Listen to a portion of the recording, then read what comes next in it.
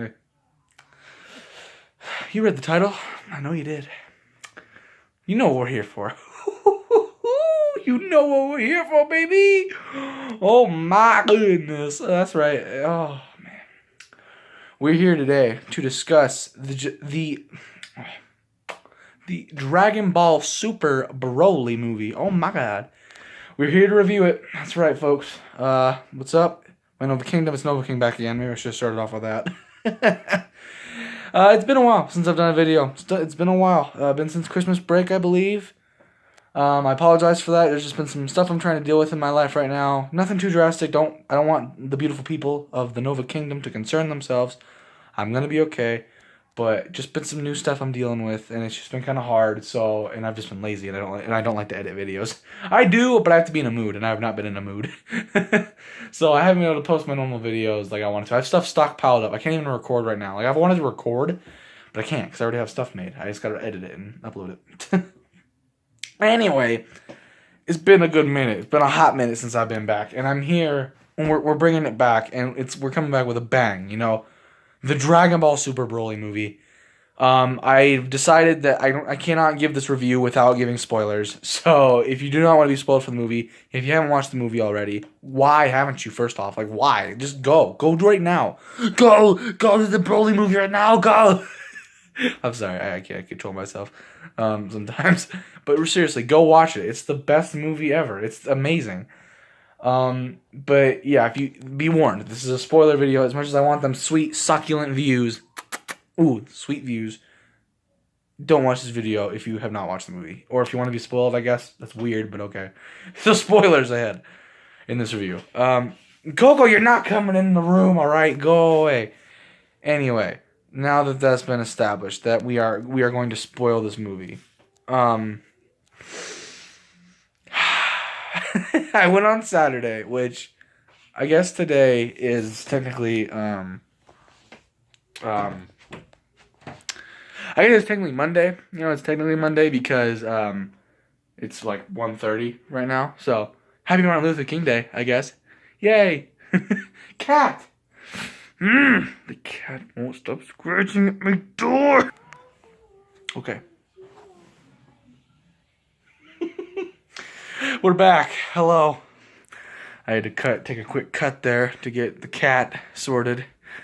I already tried recording this once. I got like 6 minutes into it. The cat stopped me. She was like, no, Dad. No, well, I'm not Dad. No, humble king owner. I don't know. Please let me ruin your video. You know, you shouldn't be making videos right now. It's too late for that business. I say nay. I say nay. All right, we're back. So where was I? I think I was talking about going to the movie. I went to the movie on Saturday. It was great. I went with me buddies. I went with my two good friends from school that both also love Dragon Ball. We went there as a unit, and that was fun. It was good. It was a good time. We went there. I think I was a little more enthused about it. Like I was a little bit more hyped up the entire movie through than they were, but they still really enjoyed it. So we went there on Saturday, watched it. And I wanted to give my review right after the fact, and like right when I got home on Saturday. But that movie had me so hyped up. I literally explained like the whole movie to my family like twice when I got home. It was bad. Like it's bad. I just could not stop talking. And I literally just drained myself. Like I was physically and mentally literally drained. I'm not even joking. I was like, man, I do not want to do this a third time. So I've waited. It's Sunday night, Saturday morning. I mean, not Saturday morning, Monday morning, whatever you want to call it. And now we're here to give the review. And yeah, it's time. It's time. So I went and I watched it. It's not only my favorite Dragon Ball movie ever, period. It's not only my favorite anime movie, period. I think it's just my favorite movie of all time. And I know it probably sounds stupid because there's a lot of good movies out there in the world. But you can't comprehend how good the movie was. It was just amazing. Like, those of you who are still watching this, hopefully you've watched the movie already, because, you know, spoilers. But you would know. It was amazing. Like, it was so good. Honestly, it was just the best thing ever. I loved it. It's my favorite movie ever. Honestly, I've decided. I love Dragon Ball so much, and I love that movie in particular so much. Like, it's not just a good Dragon Ball movie. It's just a good movie in general. Like, it's amazing. So I went and watched it, you know, it's like an hour and 40 minutes. Most of it's pure action. Like, honestly, like, you know, Dragon Ball has a tendency, and it's not always a bad tendency. Sometimes it's good 'cause it fleshes things out, but there's a lot of breaks between fights and, you know, talking and dialogue, which is fine. But for this movie, though, they were on a time frame. You know, they had an hour and 40 minutes to do this. It was just back to back action for like a good like most of the movie. It was amazing. Just so good. Oh my god, the fighting was just amazing throughout the movie. The story was great. You know, the movie starts out with like a flashback, you know, talking about Broly and how he was exiled and Paragus, his father, going after him. You've got the story of Bardock and Guinea. Getting to see Guinea like animated and everything, and like her and Bardock being all sweet, like that was amazing. And I'm not gonna lie, when Bardock like figured out the plans for like Frieza and stuff, and like decided to like, you know, blast Goku off into Earth, and like they both sent him off, and they were sad. They put their hands in the pond, man. Like, oh, I almost cried. Not even joking. That was such an emotional moment. It was just so sad because, like, you know, like there's things like death that isn't like that sad in Dragon Ball because like the Dragon Balls, but this is something that the Dragon Balls can't necessarily fix that easily. You know, this is a parent these are parents having to knowingly give away their child to send their child away to an unknown planet. You know, it's so sad, and hoping that he'll have a good life there, and hoping that, you know, he can live out his days happily, which is what any parent would want, you know? And just that whole sequence and Guinea, like, crying and freaking out about it, and Bardock trying to comfort her, and just... Like, there's a part where she's asking Bardock why he even cares so much. Because he's a Saiyan man, and they don't care about their kids usually, like, a lot, like, in that sense. And Bardock's like, I've spent my whole life destroying things for Frieza and his army. And I think for once I finally just want to save something. And it was just... That line was so, like, oh... That whole intro was just so amazing. Like I think I love Bardock minus actual canon Bardock better than original Bardock because it just fleshes his character out more, and I just love it. He's just so cool, and like, oh man, and he still tried to like fight against Frieza in the end, and it was just super cool. And it was just it was a really emotional, you know, segment of the movie. And it really just played on the amazing story and the amazing emotion that played through that movie. You know, not, you know, people get the wrong idea that Dragon Ball is just constantly fighting and yelling and big muscles, which a good chunk of it is, don't get me wrong. But there's way more to that show. There's so much more to it. There's such an underlying theme throughout Dragon Ball. So many themes in general, like multiple themes, you know. And a lot of thought does go into a lot of these stories, and it was super awesome to see that segment. And so we fast forward to the present. Goku, Vegeta, Bulma, Whis, Beerus, all them, you know, the baby Bulla, they're all hanging out at this resort that Bulma has. And then they find out that Frieza came back and stole the Dragon Balls. And also, the movie was so funny too. I loved them. It was just so funny because, like, you got Bulma, who was one of the Dragon Balls, to look 5 years younger. Not 10, because I mean, no too noticeable. And Frieza wanted them. Frieza, of all the things he could have wished for, the dastardly things he could have wished for, he wished to be 5 centimeters taller. Like 5 centimeters. Because he couldn't have it be too tall, so they know it was a wish. He wants them to believe he's still growing. It was just, oh my god, that stuff in particular was super funny and cracked me up. Like, I was laughing, oh my god, so much. It was, oh, I loved it. I loved the comedy was great in it. So we get past that stuff, and we finally get to where the last Dragon Ball is that Frieza needed. And while this is happening, and while they're going to get that, on Frieza's end, Frieza's trying to rebuild his army. So Frieza sends out Chile, which is the green girl, you know, green girl with the white hair, and then the old Giza. I don't remember the old Giza's name. I was gonna call him the old Giza. I can't remember his name, but he was pretty cool. They sent those two off to go find suitable, you know, soldiers for the army. And oh my god, did you hear that? I think my brother is like Broly right now. He's just gonna like freak out and just go like Legendary Super Saiyan. Jesus Christ. He scares me sometimes when he plays a stupid Fortnite game. It's not healthy. It's not a healthy game. Stay away from it. It makes you do that kind of stuff, man. like throw chairs and hurt controllers. What did the controller do? What did it do wrong? Why? Oh god, my thumb. Anyway, so on Frieza then, he's sending them off to find recruits, and when Paragus went after Broly, he crash landed on the planet that he was sent to. And Paragus and Broly, just those two, had to survive on this inhabitable, like this really just dead, like just desolate planet for 41 years together. They lived on that planet together, just father and son, for 41 years. Broly has had no other no other like contact with people besides his own father. And it's just crazy to think about that. And so, but they pick up on the signal of the ship, and they go down to the planet, they find Paragus, and they find Broly, and they read their power levels, and Paragus is like, Paragus is alright, but then they read Broly, and they couldn't even, the scouters couldn't comprehend it. So they're like, alright, big boy, you come in with us. So they take them back to Frieza, and Paragus and Frieza explains their planet was destroyed by a quote-unquote meteor. I mean, it wasn't a meteor. It was a lie. It was definitely not a meteor.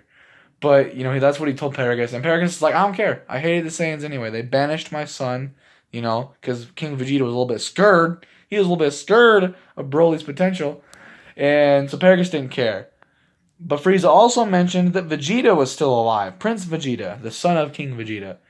And Paragus was like, fine, you know what? For what King Vegeta did to me and my son, I'll pay him back in full by killing his son.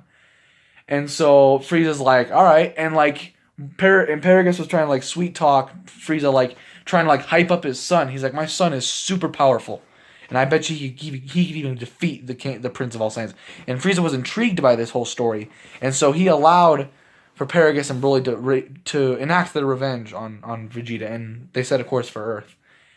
And I just love Broly in this, so far, at this point, he said very little.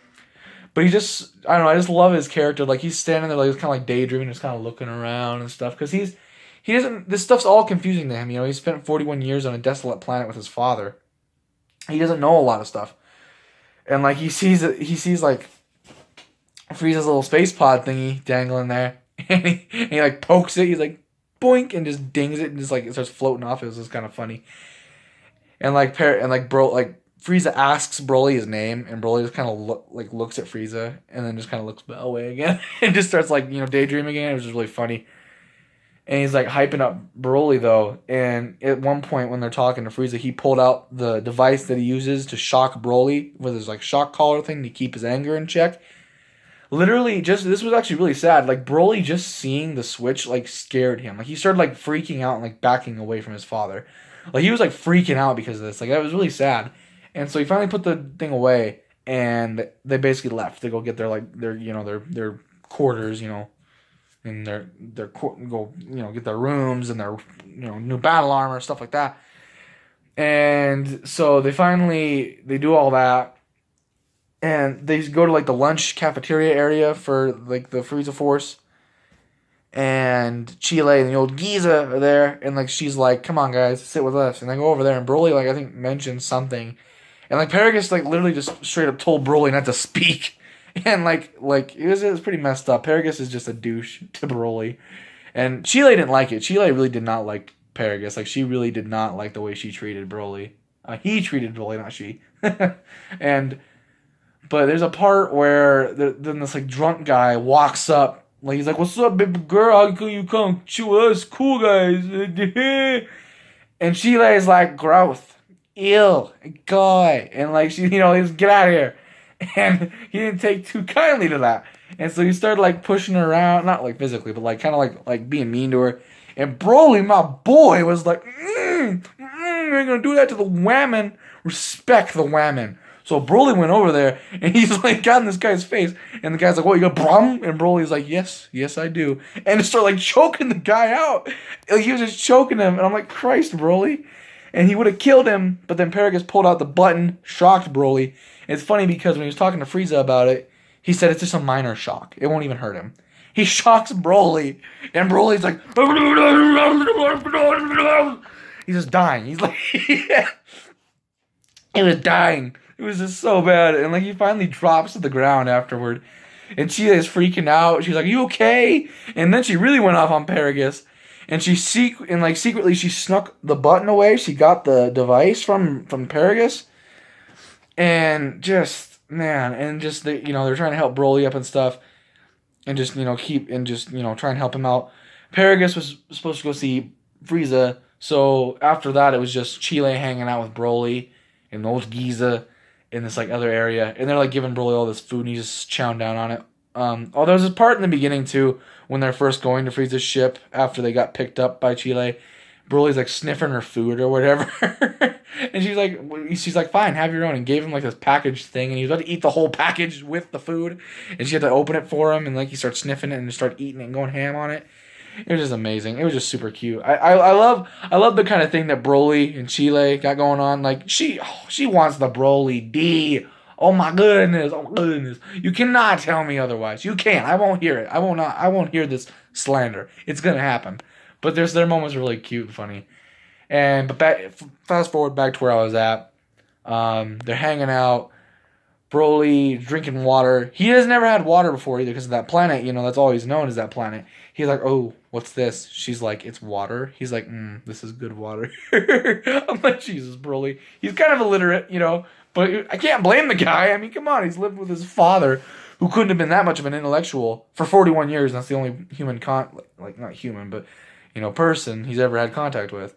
I mean, he's never seen a woman before. Like, he probably saw Chile. He's like, oh my God, Dad, what's up with that thing? Like, oh my God. He probably saw that green booty. And Broly's like, why do I feel this way? Why do I feel this way? Starting to, you know what I'm saying? Anyway, I'm getting off topic. So, but they're starting to talk about Broly's past, and he wears that green pelt, and it's from his pet that he had on the planet his name was Ba. And he was like his training buddy, like, this like wild animal Broly trained with, but eventually he kind of tamed him and they became friends. And Paragus thought, this is supposed to be for training, not, friendship. So he like cut the ear off of Ba, and he was never the same again, and they were never friends again. And like he kept the ear, and that's what he wraps around his waist to like remember when they were friends. And it was so sad. Like that's the most we ever hear Broly talk in that movie.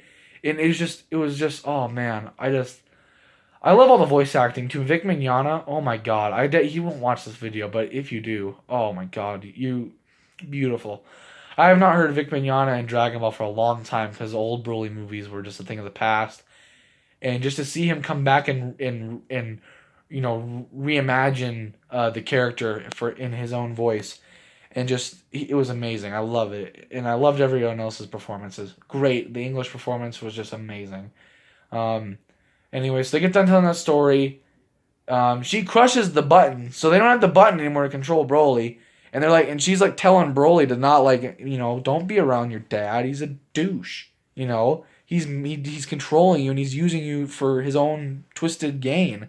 And Broly, knowing that, I think Broly kind of understood that concept, but it's his father. It's the only person that's ever shown him kindness up to that point. So he's like, that's still my father you're talking about. So Broly was very, very,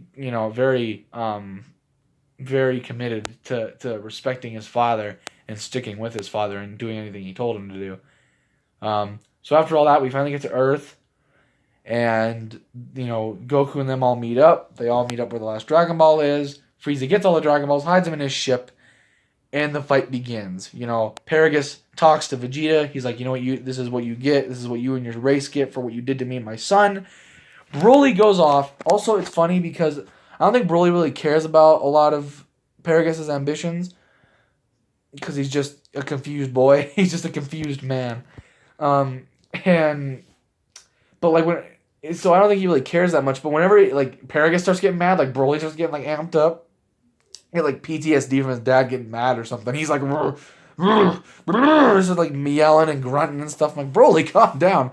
And so he finally sicked Broly on Vegeta, and Vegeta and him go at it. And Vegeta and the Broly fight was really, really good. It was so well choreographed, and the way levels went, and how it went from base to Super Saiyan to God. It was very well structured, and it was an amazing fight. There's a point where you're in Broly's point of view.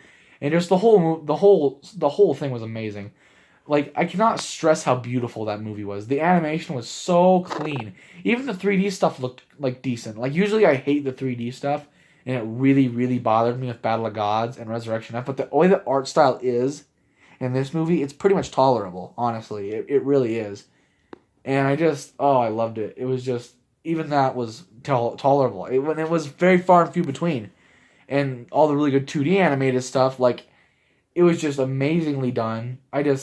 The whole movie looked great, just start to finish. Beautiful. Like, just, I cannot stress that enough. I love that art style. I love everything about it. The transformations were so hyped up and cool looking.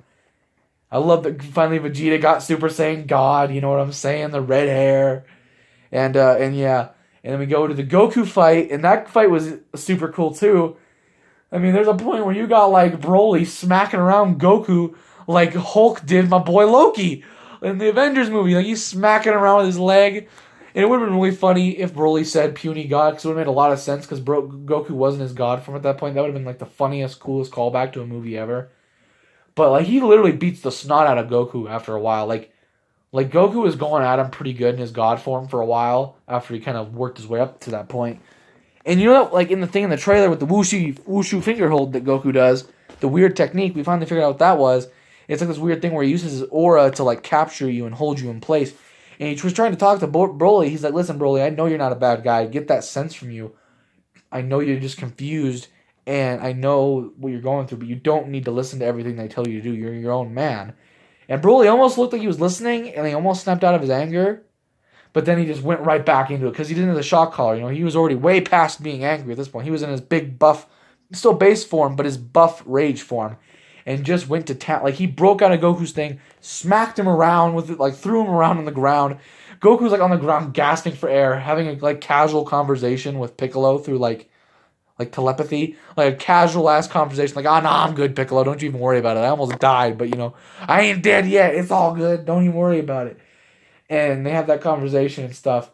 And before that, like, Broly was trying to stomp on Goku. That was also pretty funny. Goku's, like, rolling on the ground, and, like, Broly's, like, stomping after him, trying to stomp on him. That was funny.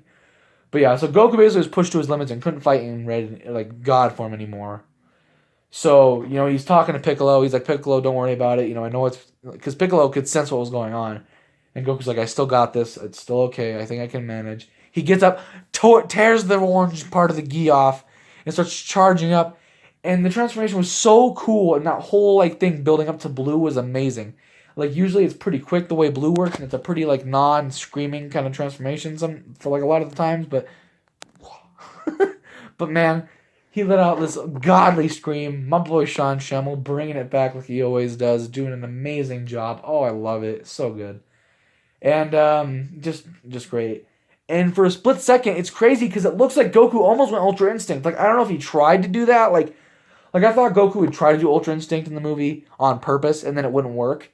But, like, it looked like I don't know if he was actually trying to or not, if he was just trying to go to blue, but for a split second, his hair went white, and he had the aura, but then he fell back out of it and went to blue. It was weird. But he starts fighting with blue, and at this point, Broly can't compete. Like, base buff Broly cannot compete with a Super Saiyan blue. Paragus says that, and Frieza's like, okay, then I got an idea. Pew! And, like, killed Paragus with a finger beam, because he remembered what he did to Krillin, and how that made Goku turn into a Super Saiyan. He killed Paragus, and then he put on this act, like you better give Frieza, like, Actor of the Year, like, he, like, for the year, man, because he played it up so good. He's like, oh my goodness, Broly, look, one of the stray shots hits your father. And, like, Broly looks and sees his dead dad, and freaks out and turns into a Super Saiyan. And at this point, like, even when Goku and Vegeta started working together, they couldn't do it. Like, remember that cool hyped up moment where they fire off the Kamehameha Gallic Gun? Which the Gallic Gun was yellow, and I didn't like that, but whatever. And they fired that off. Yeah, they did that, and it did nothing. Broly, like, charged through it like it was nothing, and just, like, just decimated the two. So 2 Super Saiyan Blues couldn't even handle Super Saiyan Broly. And so, like, probably one of the best moments in the movie, they fly past Frieza, instant transmission out of there, and Goku's like, well, I guess, he's like, it's your turn, Frieza. And Broly sets his sights on Frieza and literally beats that man to a pulp. Goku and Vegeta literally left Frieza, like, just threw him to the lions. Like, literally, in the most literal sense, but Broly instead of a lion. They just ditched him, man. They were just like, we're out, man. Yeah, man, they just completely just they just got out of there. They go back to Piccolo, they decide they have to fuse. And after he finally talks Vegeta into it, he's like, "Oh, but what about your family, your daughter and your wife?" And Vegeta's like, "Fine, I'll do it."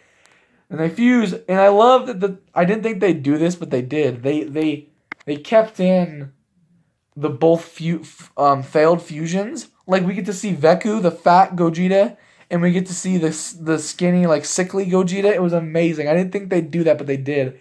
So they keep messing it up. So Frieza in his gold form literally had to go against somebody that could take on 2 Super Saiyan Blues easily for an hour. An hour. I'm like, man, he's gonna die. I gotta get back there. And my buddy that was sitting next to me, he leaned over to me. He's like, you know what? Let them take their time. They can take as much time as they need. Like my friend wanted Frieza dead, and I cannot blame him. I kind of wanted Frieza dead too. But they finally fused into my boy Gogeta, and oh my goodness, I love it so much. I love Gogeta. It was the best thing ever.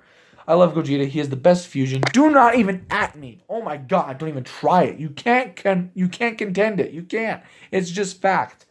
So Gogeta he's like, what should I be named? And he's like, Gogeta. Haha, beautiful. Teleports back, saves Frieza's ass. And because he beat the snot out of Frieza, Broly set his sights on Whis. My boy Broly really doesn't know what he's doing. He really has lost his marbles, because you don't go and try and swap hands with Whis. You just don't do it. You just don't. You just don't swap. You don't swap hands with Whis. That's just a rule, man. And he tried it, and like Whis just dodged all of his attacks all like easy. He's like, ooh, oh my. and then Gogeta pops in front of Whis. Oh, sorry, I keep adjusting my hand. And then Gogeta shows up, and then Whis is like, oh my. He's like, oh my goodness, you two do know how to work together. And it's finally time for the final climactic battle against Gogeta and Broly. You know, and I love the build-up again. You know, it's like Gogeta kind of fighting in his base form, kind of like just kind of playing around with Broly, goes to Super Saiyan form, lets off that huge barrage of energy beams, and they just go to town on each other, fighting each other. It was the best thing ever. It was amazing. The music in the background was great. Although my one of my complaints with the movie, I really wish they would have played Blizzard, the main theme of all the trailers. In the last fight, that's what I thought was gonna happen. I thought they were gonna play Blizzard as the final climactic battle of Gogeta and Broly happened, but it didn't, and that kind of made me sad. But anyway, they still put in good music. They're duking it out. It was great. They literally hit each other so hard. They beam clashed so intensely. They broke space time and went to a completely different dimension. Like they went to like one of Hid's pocket dimensions or something, and they start duking it out there. And, like, this is the other thing I didn't like either. They don't really build up, like, Gogeta going blue or Broly going to his green-haired, like, final state. They don't build either of that up. They just both kind of, like, switched on when they're in the dimension, which was kind of weird. I keep adjusting. I'm sorry.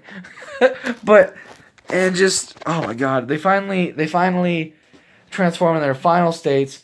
They bust out of the pocket dimension. They have their final fight. And my boy Gogeta pulled out the Soul Punisher, and I'm like, dog, am I going to be right with my theory? Because my theory video a long time ago, if you haven't seen it, go watch it. I guess it really doesn't matter now because the movie's out. But I theorized that, like, Soul Punisher, Gogeta would use Soul Punisher and purify Broly's soul, and his anger would kind of diminish, and therefore he'd lose all of his anger while also losing a lot of his strength, because that's where his power lies, is in his anger. So then Broly would have to become a regular fighter and work to get all that power back. Because, I mean, Broly's just so overpowered. But that didn't happen. They hit him with the Soul Punisher. It hurt him, but he didn't really care. Broly came back. They fought some more. Amazing fight. The whole movie in itself is like the best Dragon Ball fight you'll ever see in your life. And finally, they charge up the final Kamehameha. They fire it at Broly, and it would have done Broly. And it either would have killed Broly, which kind of makes no sense because Goku wanted to save Broly because he knew that he wasn't actually a bad guy. But maybe the Vegeta in Gogeta didn't care. But he was either going to kill Broly or was going to do him in and knock him out. Because Broly looked scared of that Kamehameha. I think there was no way he could have kept going on if that hit him. But Chile saw the fight going on and knew it was going to happen and used the Dragon Balls that they had stored up from Frieza to send Broly back to his home planet, Vampa, which is the planet that he was raised on with his dad. And he pops out of there, goes back to his planet, and I guess for some reason, Broly was so confused that he was back on his home planet that he just entirely forgot about his rage because he reverted back to his normal form. He's just kind of confused, looking around like, what?